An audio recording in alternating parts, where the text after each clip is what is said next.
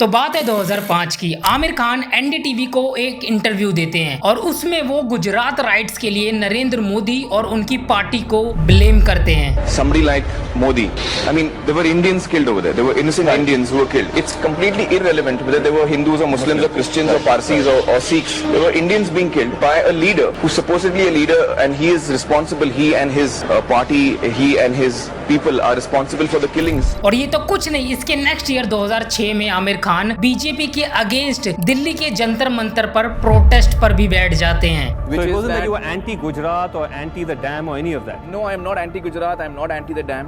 Saying that he was never against Gujarat, he was never against the dam. So why is the Gujarat BJP then taking such a strong step? आप में से कुछ लोगों को ये लगता होगा कि आमिर खान की फिल्मों का बॉयकॉट ये पिछले 2-3 सालों से हो रहा है, जबकि ऐसा नहीं है भाई। आमिर खान की फिल्मों का बॉयकॉट पिछले 20-30 सालों से हो रहा है। पहले आमिर खान अपनी फिल्मों को प्रमोट करने के लिए अपने घर से बाहर कदम तक नहीं निकालते थे और उनकी फिल्में ब्लॉकबस्टर हो जाया करती थी। और आज सितारे जमीन पर के लिए आमिर खान ने सब कुछ कर दिया। उन्होंने इतने इंटरव्यूज कर दिए जितने इंटरव्यूज उन्होंने अपनी लाइफ में नहीं किए। सचिन को बुला लिया, रणबीर को बुला लिया, शाहरुख, सलमान, सबको बुला लिया, लेकिन फिल्म की ओपनिंग सिर्फ 10 करोड़ की लगती है, लाल सिंह चड्ढा से भी लो। और सब लोग जानते हैं कि आमिर खान कितने फोकस्ड और डेडिकेटेड इंसान है, लेकिन आज यही इतना फोकस्ड इंसान एक डिप्रेशन का शिकार हो रखा है। आज आमिर खान की मानो वो सुपरस्टार वाली जो इमेज थी वो कहीं गायब हो गई है। आज आमिर खान को लोग एक गलत नजरों से देखते हैं, एंटी नेशनल बोलते हैं। आज जो आमिर खान की हालत है, इसके पीछे उनकी कंट्रोवर्सीज का भी हाथ है, उनकी फिल्मों का भी हाथ है, उनकी पर्सनल लाइफ का भी हाथ है, उनकी मेंटल कंडीशंस का भी हाथ है। तो आज के इस वीडियो में दोस्तों हम यही जानेंगे कि आखिर आमिर खान की ये हालत हुई कैसे।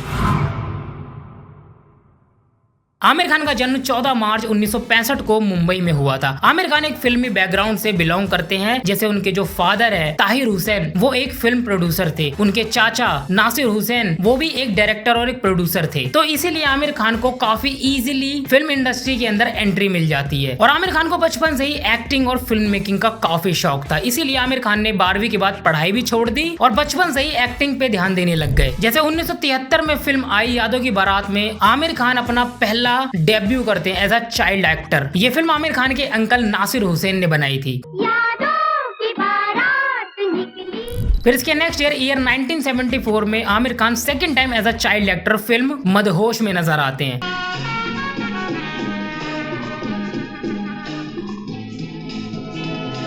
फिर इसके 9 साल बाद 1983 में Aamir Khan as a adult एक शॉर्ट फिल्म में काम करते हैं। फिल्म का नाम था सुबह सुबह, जो किसी रीजंस की वजह से उस वक्त पर रिलीज नहीं हो पाई। लेकिन अब इस फिल्म को मार्च 2025 में यूट्यूब पर रिलीज किया गया। आप लोग चाहो तो जाकर देख सकते हो। ये आमिर खान का पहला काम था। छोटी मोटी नौकरी करके कौन सा फिल्म आ गया? अच्छा, एक दिन मुझे देखना। फिर इसके 2 साल बाद सनी देओल की आई फिल्म मंजिल मंजिल और जबरदस्त में उन्होंने अपने चाचा के साथ एज अ असिस्टेंट डायरेक्टर काम किया। फिल्म इंडस्ट्री में पहला कदम जो था मेरा, वो एज असिस्टेंट डायरेक्टर था। मैं अपने चाचा जान नासिर हुसैन के साथ मैंने 3 साल काम किया एज एन असिस्टेंट डायरेक्टर और 2 फिल्मों पर, मंजिल मंजिल और जबरदस्त। और इसी साल आमिर खान की एक शॉर्ट फिल्म भी रिलीज होती है, होली, और ये फिल्म रिलीज होती है।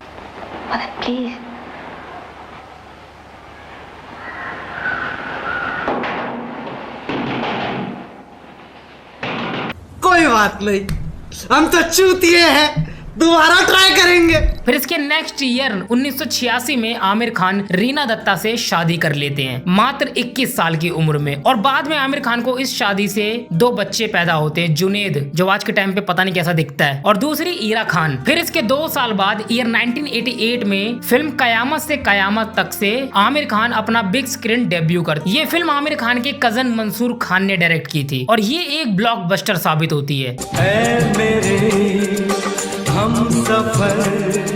और फिर इसके बाद ही आमिर खान कुछ ज्यादा ही फिल्में साइन करने लग जाते हैं। जैसे ईयर 1989 में उनकी 2 फिल्में रिलीज हुई, दोनों की दोनों फ्लॉप। फिर ईयर 99 में उनकी 5 फिल्में रिलीज हुई, जिसमें से सिर्फ एक ही हिट हुई, दिल। और दिल मूवी के सेट पे एक अजीब सा किस्सा भी हुआ था। आमिर खान ने माधुरी दीक्षित को कहा कि आप मुझे अपना हाथ दिखाइए, मैं आपका भविष्य बताऊंगा। और जैसे ही माधुरी दीक्षित ने अपना हाथ दिखाया आमिर खान को, आमिर खान ने उनके हाथ पर थूक दिया।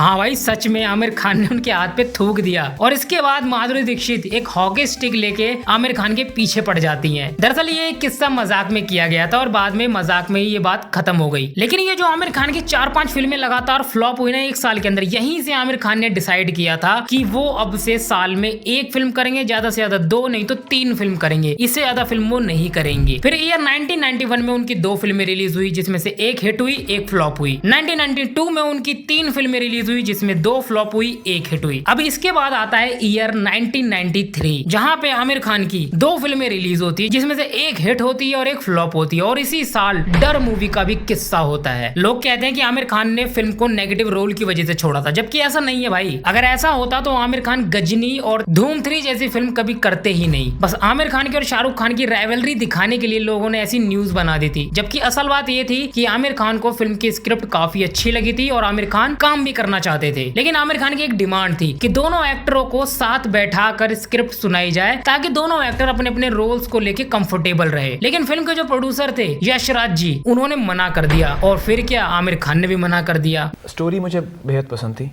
और रोल भी मुझे बेहद पसंद था and Yash ji is definitely very good director ji and I have done Parampara with him. लेकिन मेरी एक प्रिंसिपल है, आप प्रिंसिपल कहें या पॉलिसी कहें जी, जब मैं कोई भी फिल्म करता हूँ जिसमें 2 हीरो हों या एक से ज्यादा हीरो हो तो मैं डायरेक्टर से रिक्वेस्ट करता हूँ कि वो हमें साथ बैठाकर कहानी सुनाए। जैसे अंदाज अपना अपना जब बन रही थी जी, तो राज ने सलमान और मुझे एक साथ बैठकर कहानी सुनाई थी। ठीक। हम दोनों के रोल सुनाए थे ठीक। ताकि हम दोनों सेटिस्फाइड हो हमारे रोल्स के साथ और आगे चलकर कोई प्रॉब्लम नहीं हो। So this is what I like to work, this how I like to work. तो इस केस में that was not possible. Yash ji did not feel that he should give a joint narration. So on that basis I was removed from the project. Then इसके बाद आता है year 1994 और इस साल आमिर खान की एक फिल्म रिलीज होती है, अंदाज अपना अपना। गाली स्नैप को दी, इसको अंदर कीजिए, मुझे बाहर कीजिए। हेलो, अरे साहब बिजी हैं। अरे कमिश्नर होगा, अपने घर का होगा। अरे सर, कमिश्नर का फोन था। अब आमिर खान इस फिल्म को लेके बहुत कॉन्फिडेंट थे कि ये फिल्म एक ब्लॉकबस्टर होगी, लेकिन ये फिल्म उस वक्त पे फ्लॉप हो जाती है। लेकिन आज इस फिल्म को एक कल्ट का स्टेटस मिल चुका है, जिसका मतलब आमिर खान ने उस वक्त पे सही कहा था, बस लोगों ने पहचानने में थोड़ी सी देरी कर दी। और इसी फिल्म के दौरान आमिर खान ने ये भी कह दिया था कि आज के बाद मैं सलमान खान के साथ काम नहीं करूंगा। और मैंने इसका एक इंटरव्यू देखा है कि इसके बाद सलमान खान के साथ काम नहीं करूंगा।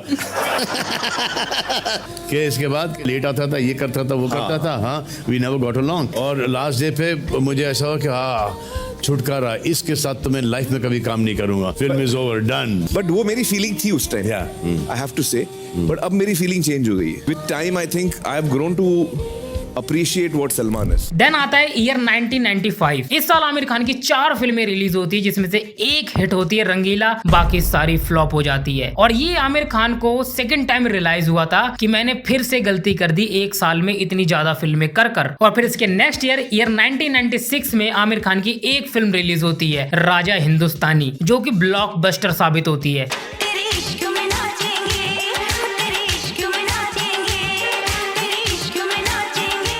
और इस फिल्म के अंदर ये जो तेरे इश्क में नाचेंगे जो सॉन्ग है, इसके अंदर आमिर खान ने सच में दारू पी थी भाई। तो उसमें मैंने कभी शराब पी नहीं थी, तो मुझे लगा यार ये सीन में कर कैसे कर पाऊंगा। मैं कॉन्फिडेंट नहीं था। मुझे हमेशा डर रहता है कि यार मैं बुरा शॉट ना दूं। तो मैंने डायरेक्टर से कहा कि यार मैं एक काम करता हूं, मैं पी लेता हूं। उससे ये होगा कि जो नशा जो है वो चढ़ेगा अपने आप और फिर एक्टिंग करने की जरूरत नहीं पड़ेगी, काम आसान हो जाएगा अपना। और इसी साल भाई एक और कांड हुआ था। आप लोग सुनते हो ना कि आमिर खान अवार्ड शो में नहीं जाते, तो भाई क्यों नहीं जाते, उसका रीजन यही है। तो भाई बेस्ट एक्टर के लिए 5 एक्टर नॉमिनेट होते हैं उस साल फिल्म फेयर के लिए। जैसे रंगीला के लिए आमिर खान, करण अर्जुन के लिए सलमान खान, DDLJ के लिए शाहरुख खान, नाजायज के लिए अजय देवगन और कूली नंबर 1 के लिए गोविंदा। और आमिर खान पूरे श्योर थे कि अवार्ड तो उन्हें ही मिलेगा, क्योंकि उनका जो परफॉर्मेंस था रंगीला में वो काफी अच्छा था। लेकिन ये अवार्ड मिल जाता है शाहरुख खान को दिलवाले दुल्हनिया ले जाएंगे के लिए। करिश्मा Kapoor to present the Best Actor Award. Shahrukh Khan को दिलवाले दुल्हनिया ले जाएंगे।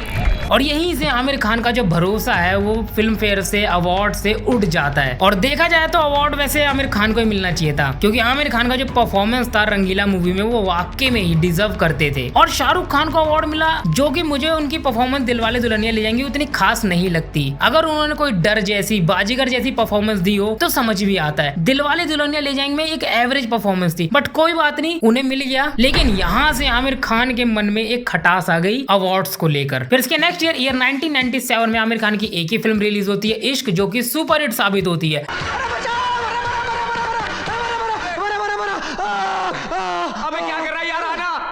चुप। और इसी फिल्म के दौरान एक और किस्सा हुआ था। इश्क मूवी की शूटिंग के दौरान आमिर खान ने जूही चावला से इतना ज्यादा मजाक कर लिया था कि वो गुस्से में आकर अगले दिन शूट पर ही नहीं आती हैं। और जब ये बात आमिर खान को पता चलती है तो आमिर खान जूही चावला से बहुत ज्यादा नाराज हो जाते हैं। और फिल्म रिलीज होने के बाद आमिर खान ने लगभग 5 साल तक जूही चावला से बात नहीं करी। फिर 2002 में जब आमिर खान का उनकी बीवी रीना दत्ता के साथ डिवोर्स हुआ था, तब जूही चावला ने आमिर खान को कॉल किया था और उनसे बात की थी, और तब से इनकी बात दोबारा चालू हो गई। जूही के साथ मैंने 7 साल बात, तो ये बचपना है, ये ईगो है, इसमें ईगो आ जाता है कि मैं ही सही हूँ, उसने गलत किया, अब मैं उसको माफ भी नहीं करूंगा, ये गलत। तो मैं मानता हूँ कि ये गलती मेरे में थी। फिर इसके नेक्स्ट ईयर 1998 में आमिर खान की 2 फिल्में रिलीज होती हैं, गुलाम और अर्थ। और अर्थ फ्लॉप हो जाती है और गुलाम मूवी हिट हो जाती है। और गुलाम मूवी का ये जो ट्रेन स्टंट वाला सीन है ना भाई, ये लिटरली भाई बहुत क्रेजी था। आमिर खान की जान भी जा सकती थी। चलती ट्रेन के सामने कूद गए थे और मरते मरते बचे थे। जी जी जी जी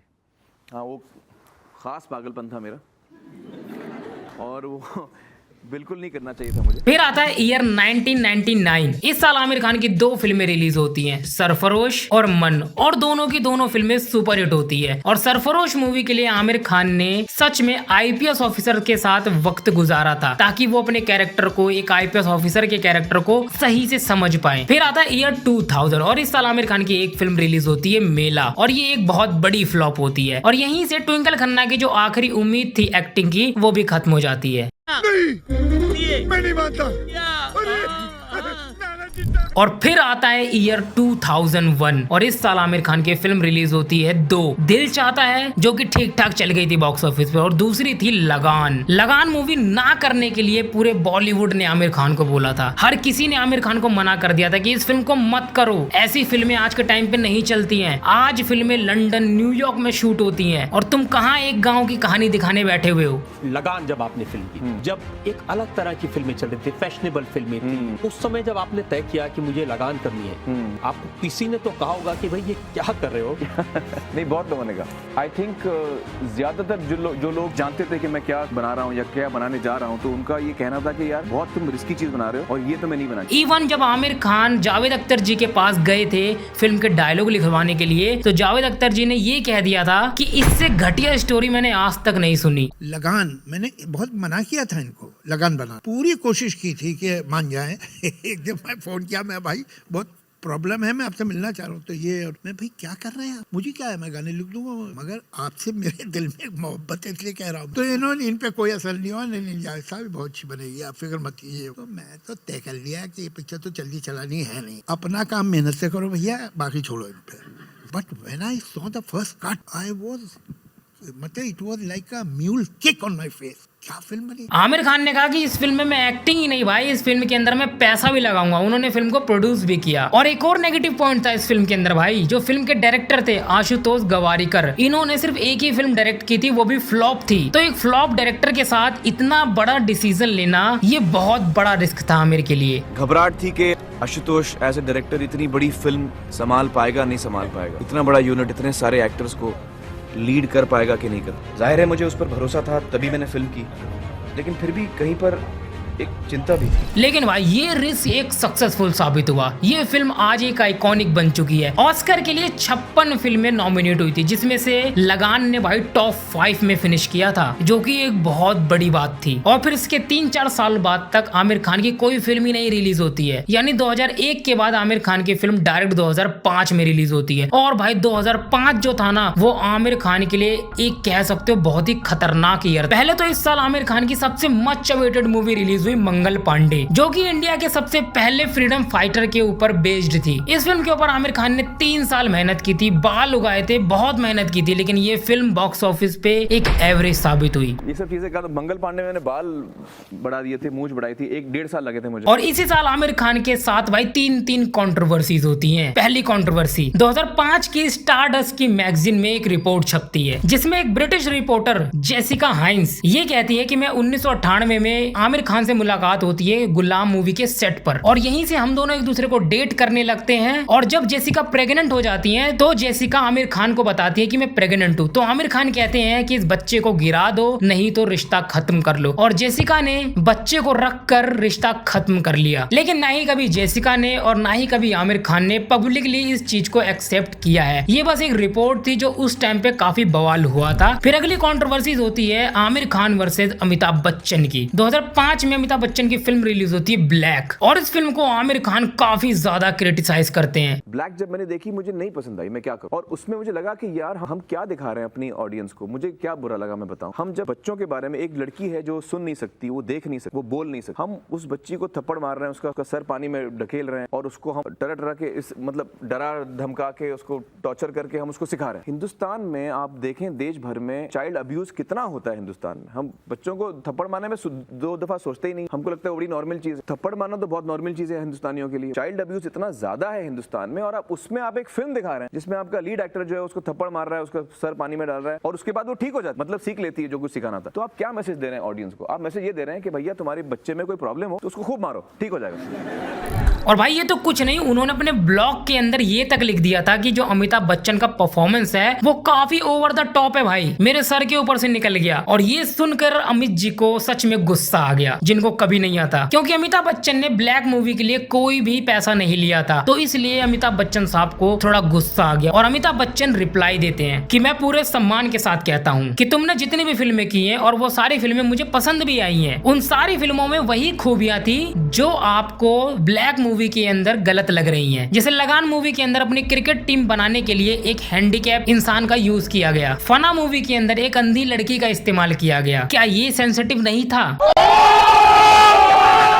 और ये बात यहीं खत्म हो जाती है। इसके बाद ना ही बात को आमिर खान ने बढ़ाया और ना ही अमिताभ बच्चन ने बढ़ाया। अब इसके बाद होती है इस साल की लास्ट कंट्रोवर्सी। आमिर खान ने गुजरात राइट्स के लिए नरेंद्र मोदी को जिम्मेदार ठहराया और ये बात उन्होंने एक इंटरव्यू में भी कही। Somebody like Modi, there were Indians killed over there. There were innocent Indians who were killed. It's completely irrelevant whether they were Hindus or Muslims or Christians or Parsis or Sikhs.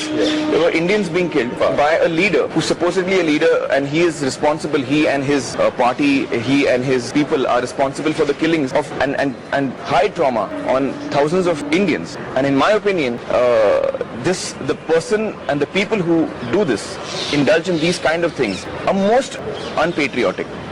Completely anti-Indian thing that is being done. और यहीं से आमिर खान की और BJP की जो feud है ना वो स्टार्ट हो गई। और फिर इसके नेक्स्ट ईयर 2006 में आमिर खान की 2 फिल्में रिलीज हुई, रंग दे बसंती। और जो बीजेपी के समर्थक थे उन्होंने इस फिल्म का काफी विरोध किया, बॉयकॉट किया, लेकिन अल्टीमेटली फिल्म पूरे इंडिया में ठीक ढंग से रिलीज हुई और सुपर हिट भी हुई। लेकिन आमिर खान की जो दूसरी फिल्म थी फना, वहां पर होती है एक और कंट्रोवर्सी।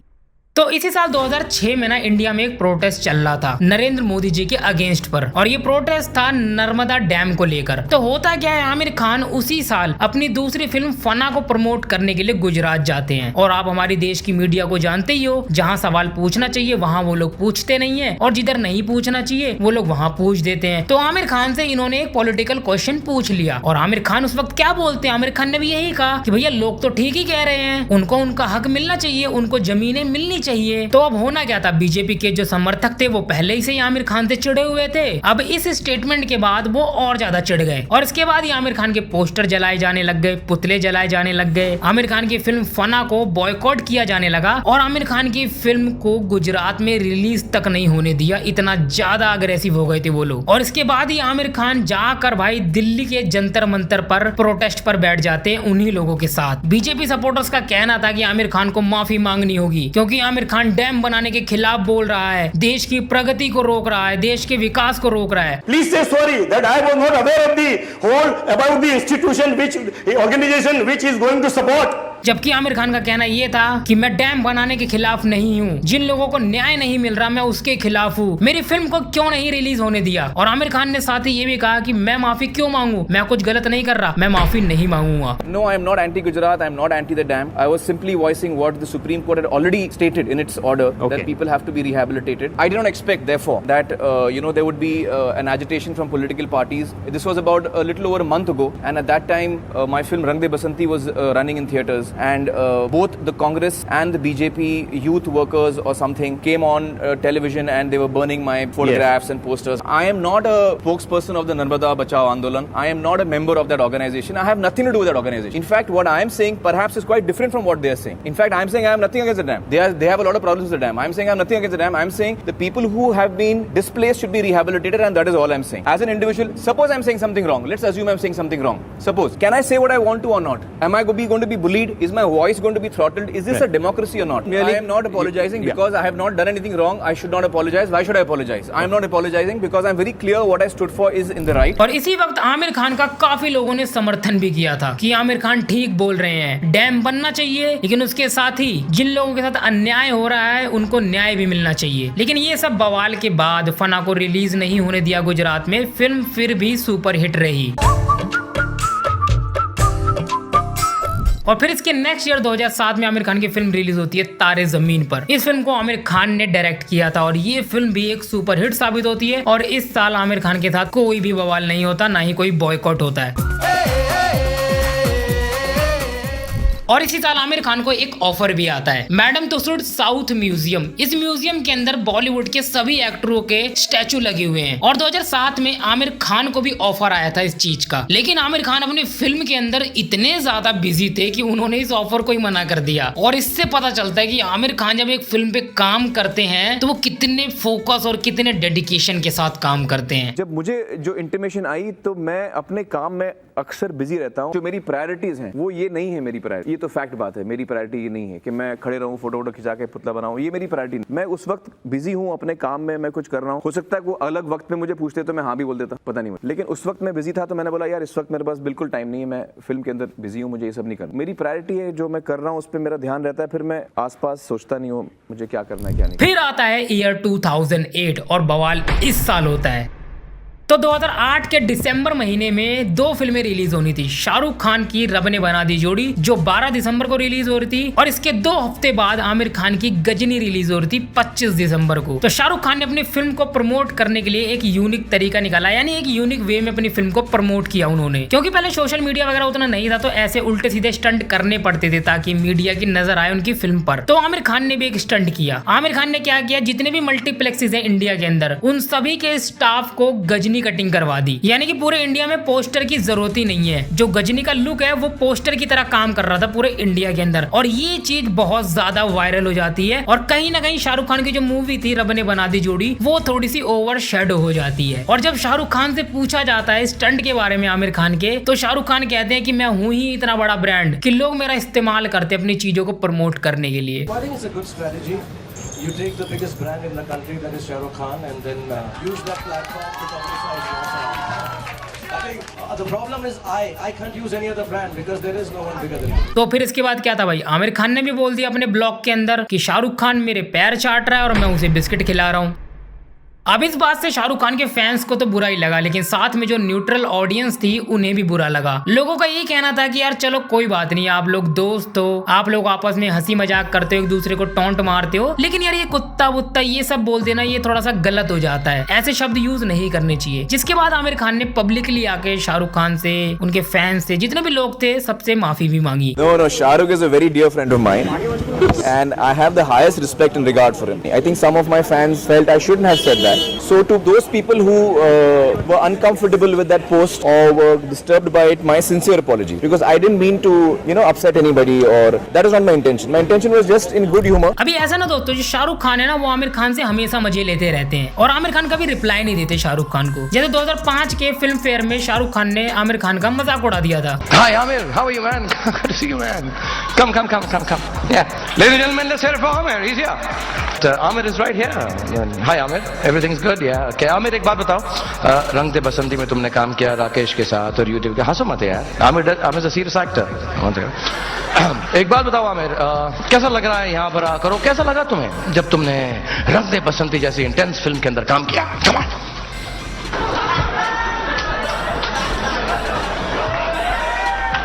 आमिर सोच रहा है, आइला,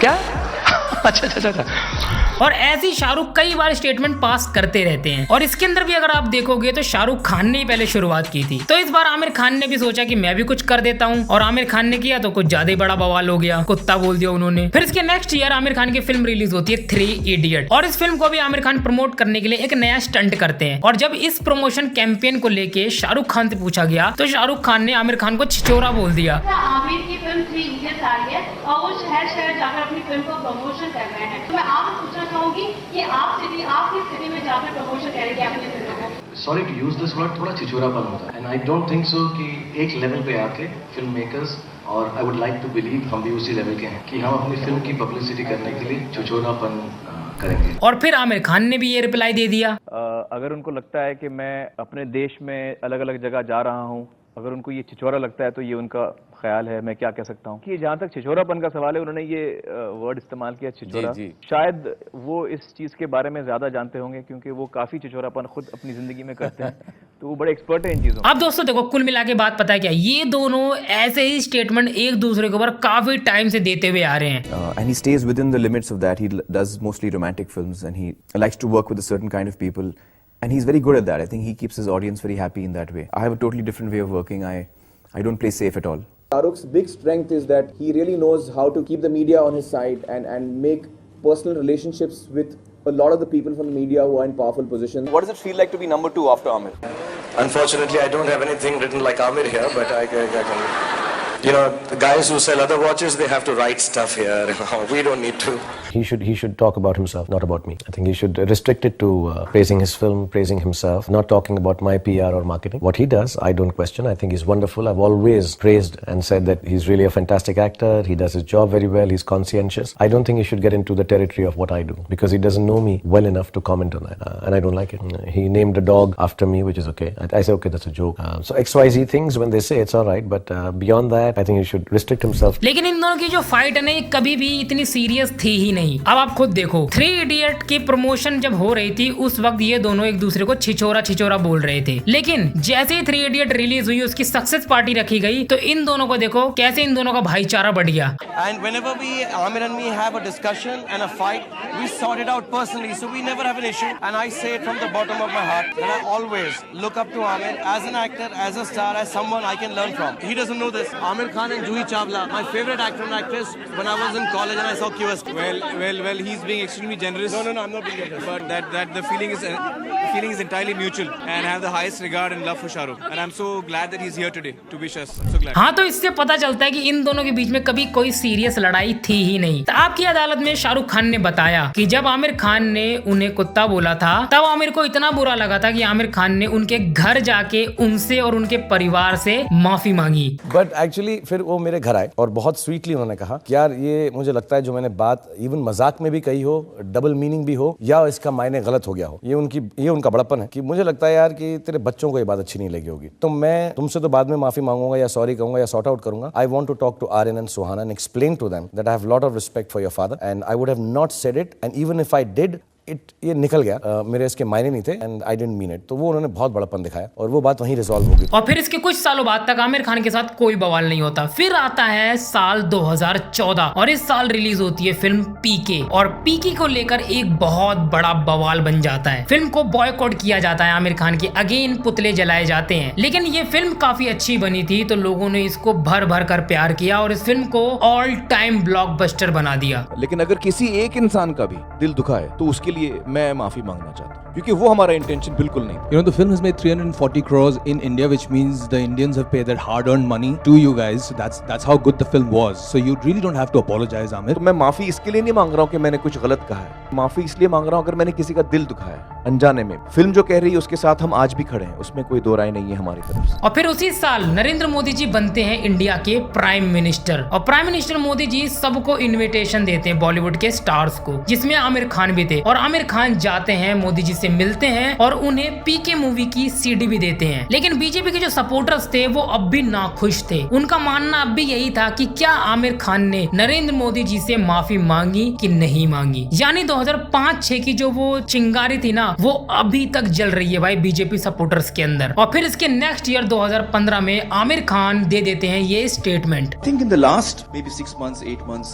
there has been a growing sense of despondency, I would say. I mean, when I sit at home and talk to Kiran and I have lived all our lives in India. For the first time, Kiran says, should we move out of India? Now, that's a disastrous and very big statement for Kiran to make to me. She fears for her child. She fears for, what the atmosphere around us will be. She feels scared to open the newspapers every day. That does indicate that there is a sense of growing disquiet. It's a sense of growing despondency. Apart from alarm, there's one part of it is alarm. There's another part you feel depressed. You feel low. You feel, why is this happening? So that sense does exist in me, to be quite honest. और पूरे India में हर जगह news बन जाती है कि आमिर खान को देश में खतरा है, आमिर खान देश छोड़ना चाहता है। यही न्यूज बार बार चलाई जाती है पूरा दिन। फिर इसके कुछ टाइम बाद आमिर खान आपकी अदालत शो में आते हैं, जहां पे उनसे इसी चीज को लेकर सवाल पूछा जाता है। बट इस वक्त आमिर खान समझ चुके थे कि मैंने कोई बहुत बड़ा ब्लंडर कर दिया है और आमिर खान इस शो के अंदर सिर्फ और सिर्फ सबको कन्विंस करने की कोशिश कर रहे थे कि भाई मेरा मतलब वो नहीं था, मैं देश छोड़ के नहीं जा रहा था, मैं कुछ और कहने की कोशिश कर रहा था। साफ दिख रहा था कि आमिर खान बहुत ही हार्ड ट्राई कर रहे हैं। सच्चाई तो ये है कि मैं इस देश में पैदा हुआ हूँ और मैं यहीं मरूंगा,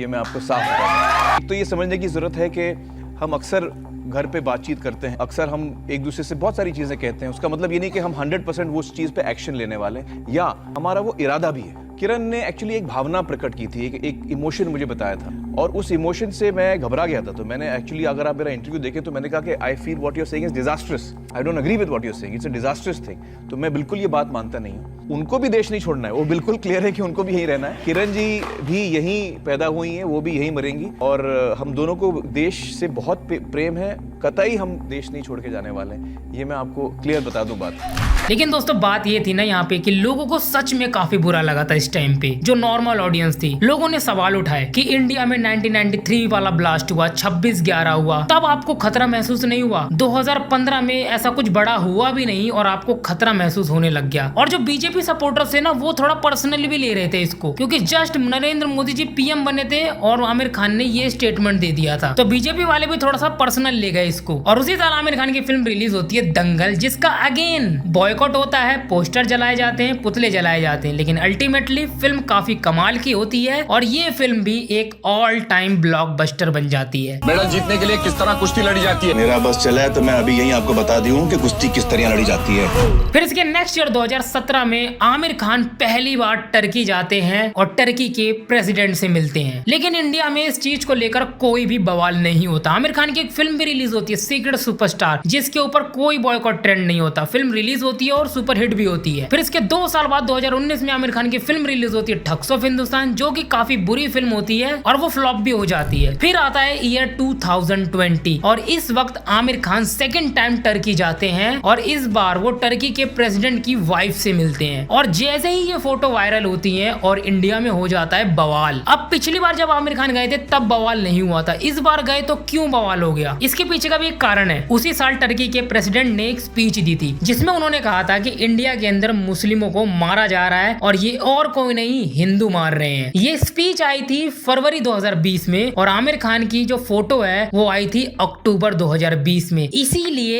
इस वाली टर्की विजिट को लेके आमिर खान को इतना हेट मिला और मेरे हिसाब से ये आमिर खान की तरफ से ब्लंडर नहीं भाई, ब्लंडर तो उन्होंने पिछली बार किया था, ये था डिजास्टर। क्योंकि इंडिया के हर एक इंसान को पता है कि टर्की पाकिस्तान को खुलेआम सपोर्ट करता है, चाहे वो हथियार देना हो, चाहे वो कश्मीर के मुद्दे पे खुलेआम सपोर्ट करना हो, हर मामले में टर्की पाकिस्तान को खुलेआम सपोर्ट करता है। और आमिर खान का जाना और वहां की प्रेसिडेंट से मिलना ये काफी शॉकिंग था। अब एक तरफ सोशल मीडिया पर ये बवाल चल रहा था, वहीं दूसरी साइड आमिर खान की जो पर्सनल लाइफ थी वहां पर भी एक अलग ही बवाल चल रहा था। हम सभी को मालूम है आमिर खान कितने पैशन और डेडिकेशन के साथ काम कर रहे हैं पिछले 30-35 सालों से। जब आमिर खान ने कोविड में अपनी फैमिली के साथ समय बिताया, तब आमिर खान को एक चीज रियलाइज होती है कि यार मैंने पिछले 30-35 सालों से अपनी फैमिली को वक्त ही नहीं दिया जो वक्त वो लोग डिजर्व करते हैं। और अगर आप लोग ध्यान से देखोगे तो आमिर खान की जो पहली शादी है वो अनसक्सेसफुल, दूसरी शादी अनसक्सेसफुल, उनके जो बच्चे हैं वो टूटे हुए घर में बड़े हुए हैं, और राइट नाउ आमिर खान की दोनों बीवियों से उनका डिवोर्स हो चुका है। तो आप खुद सोच सकते हो उस आदमी की जो फैमिली कंडीशन है वो क्या है। और अचानक से आमिर खान को यही चीज हिट हो गई कि यार ये जो आज मेरी परिवार की ये जो हालत है ना, उसके पीछे का कारण मैं ही हूँ, मेरी वजह से ही ये हुआ है। और इस चीज का जो गिल्ट है वो आमिर खान ने अपने ऊपर इतना ज्यादा ले लिया कि वो डिप्रेशन में चले गए। और 2020 में इसी डिप्रेशन में आमिर खान ने डिसाइड कर लिया कि मैं फिल्मों से संन्यास ले रहा हूँ। तो मुझे इतना बुरा लगा कि यार जब मैं काम के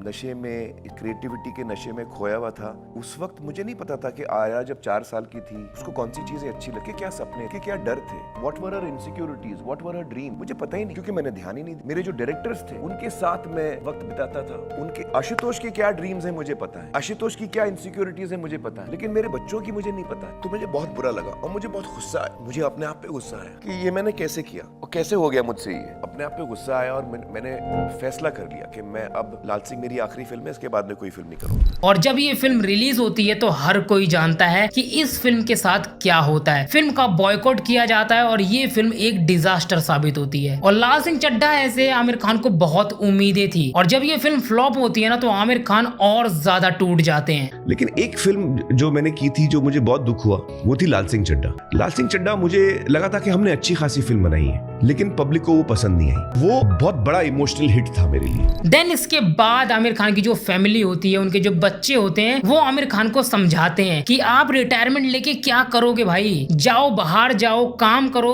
घर में रहोगे तो और पागल हो जाओगे। अपने परिवार से कही और मैंने उनसे माफी मांग के भाई मैं नहीं था, तो उन्होंने भी मुझे दिलासा दिया। उन्होंने कहा नहीं आप ज्यादा हार्ड हो रहे हैं अपने आप पे, आप काफी अच्छे बाप हैं और बापों के मुकाबले आपने ठीक ठाक ही किया है। लेकिन मुझे लगा कि मैंने कम किया है। अगर आप फिल्में छोड़ रहे हो तो आप हमको भी छोड़, आप सब कुछ छोड़ रहे हो। तो वो तीनों ने मुझे बहुत समझाया, जिनको मैंने कम वक्त दिया था फिल्मों की वजह से, उन्होंने मुझे बोला कि नहीं आप मत छोड़ो, आप करो और बैलेंस करके करो। और इसके बाद जाके आमिर खान सितारे जमीन पर मूवी को हाँ बोलते हैं और इस फिल्म की शूटिंग करते हैं। और अभी फाइनली भाई right now Aamir Khan totally depression से बाहर निकल चुके हैं। अब उनकी जो आने वाली फिल्म है सितारे जमीन पर, उस मूवी का जैसे ही ट्रेलर आता है ना दोस्तों, वैसे ही ट्विटर पे बॉयकॉट ट्रेंड चालू हो जाता है। पता है क्यों? क्योंकि इंडिया पाकिस्तान की जो भी वॉर हुई थी ना, उसके अंदर पाकिस्तान ने जो ड्रोन यूज किए थे वो टर्की के ड्रोन थे, और टर्की की वजह से आमिर खान फिर मीडिया के अंदर आ जाते हैं। और आमिर खान की मूवी तो आ ही रही थी, तो लोगों ने बॉयकॉट चला दिया दोबारा से। टर्की ने जो किया है बहुत गलत किया है और ये इससे हर हिंदुस्तानी का दिल दुखा है। हमें बड़ा गुस्सा है। कुछ साल पहले उनके यहाँ भूकंप आया तो उनको सबसे पहले हेल्प किसने दी? सबसे पहले हमने, इंडिया ने हेल्प दी थी, हमारे सरकार ने। उस वक्त हमारे सरकार को भी नहीं पता था, जिस तरह मुझे नहीं पता था जब मैं एर्दोगान को मिलने गया था। तो जैसे सरकार को नहीं पता था वैसे मुझे भी नहीं पता था कि 7 साल बाद ये ऐसा करेंगे हरकत हमारे साथ। हमने एक दोस्ती का हाथ बढ़ाया, हमने उनकी मदद की, उनके तकलीफ के वक्त हमने उनकी मदद की है। सबसे पहले हम थे और उन्होंने हमको ये जवाब दिया, तो ये गलत हुआ है। लेकिन ये फोटो मेरी उस वक्त की थी, तो सरकार भी उस वक्त उनको हेल्प कर रही थी।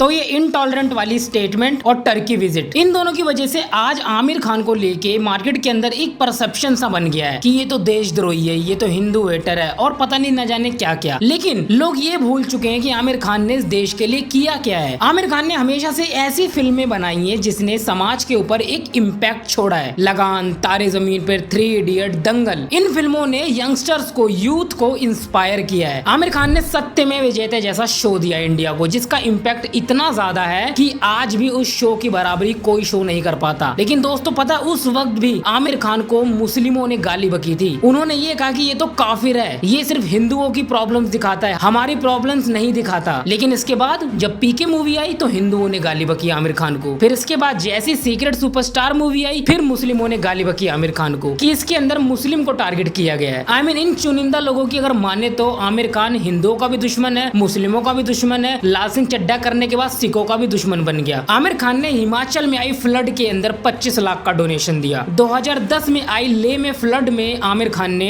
2 करोड़ का डोनेशन दिया। उत्तराखंड में आई फ्लड के अंदर आमिर खान ने डोनेशन दिया। 2022 में आई फ्लड में आमिर खान ने 25 लाख का डोनेशन दिया। आमिर खान ने अपने ऑर्गन्स डोनेट कर रखे हैं। 2016 में आमिर खान ने पानी की फाउंडेशन स्टार्ट की। इसके अलावा आमिर खान ने पोलियो, अतिथि देवो भव जैसे कैंपेन किए फ्री में, वो भी गवर्नमेंट के लिए। 2016 में पाकिस्तान के सेंसर बोर्ड ने दंगल मूवी को रिलीज करने से मना कर दिया था। पाकिस्तान ने कहा कि फिल्म के क्लाइमेक्स से राष्ट्रीय गान और तिरंगा हटाओ तभी फिल्म को रिलीज किया जाएगा। लेकिन आमिर खान ने एक झटके में कहा कि फिल्म चाहे रिलीज हो चाहे ना हो, तिरंगा और राष्ट्रीय गान तो नहीं हटेगा। जब दंगल लगी थी, पाकिस्तान के सेंसर से हमको रिएक्शन आया कि आप इसमें जो आखिर में गीता फोगाट जीतती है तो उसके बाद हमारा तिरंगा ऊपर जाता है और हमारा राष्ट्रगान बचता है। तो उन्होंने कहा कि आप ये 2 चीजें निकाल दीजिए, हिंदुस्तान का नेशनल एंथम निकाल दीजिए और आप इंडियन फ्लैग निकाल, वरना हम ये फिल्म पास नहीं करेंगे। तो मैंने 1 सेकंड में उनको बोला, डिज्नी वालों को, कि हमारी फिल्म पाकिस्तान में रिलीज नहीं होगी। मतलब 1 सेकंड में मैंने, मतलब ये मुझे सोचने की जरूरत नहीं। जो हमसे ये कहेगा कि हमारा इंडियन फ्लैग निकाल दो और जो कहेगा कि हमारा राष्ट्रगान निकाल दो, उनमें मुझे इंटरेस्ट ही नहीं, वो धंधा मुझे चाहिए ही नहीं। आमिर खान ने सिनेमा को इतने पैशन और डेडिकेशन के साथ किया है कि उन्होंने अपनी पर्सनल लाइफ को भी टाइम नहीं दिया भाई। उन्होंने सिर्फ सिनेमा किया, लोगों को एंटरटेन किया, समाज के अंदर एक अच्छा मैसेज दिया, समाज को सुधारने का काम किया। लेकिन आज इसी समाज के कुछ लोग आमिर खान को एक गलत नजरों से देखते हैं, गालियां बकते हैं, देशद्रोही जैसे पता नहीं क्या क्या बोलते हैं, जो कि बहुत ही शर्म की बात है भाई। और रही बात बॉयकॉट ट्रेंड की, तो मैं आपको एक ही बात कहना चाहूंगा कि इस बॉयकॉट ट्रेंड की कोई औकात ही नहीं है भाई। ये बॉयकॉट ट्रेंड रंग दे बसंती के टाइम भी चला, फना के टाइम भी चला,